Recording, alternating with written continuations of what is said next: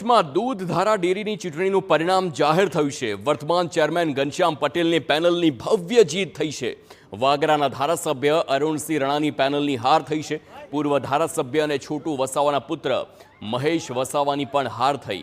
14 બેઠકોની ચૂંટણીમાં 12 ઝોનમાં ઘનશ્યામ પટેલના પેનલની જીત થઈ છે। ઘનશ્યામ પટેલ ફરી એકવાર ચેરમેન બનશે। ભવ્ય જીત બાદ ડિરેક્ટર સાગર પટેલનું નિવેદન, ડેરી પર પથ્થર ફેંકનારના પથ્થરથી જ ડેરીને મજબૂત કરીશું તેમ સાગર પટેલે જણાવ્યું। પૈસા વાપરીને મત ખરીદવાનો જમાનો પૂરો થયો, હવે કામ, મહેનત, વિકાસનો જ જમાનો છે।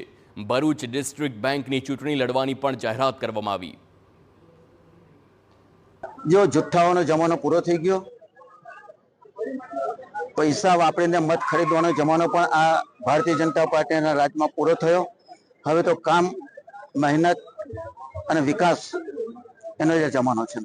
આજે મને એ વાતનો આનંદ છે કે 18 વર્ષ પછી ઘનશ્યામ એક માટે જીતે એટલે હું તો જીતેલો જ છું અને મર્દાનગીથી જીતેલો જ, અને મારા ઉમેદવારો પણ ખુવારીથી જીતેલા છે અને ખુવારીથી લડેલા છે।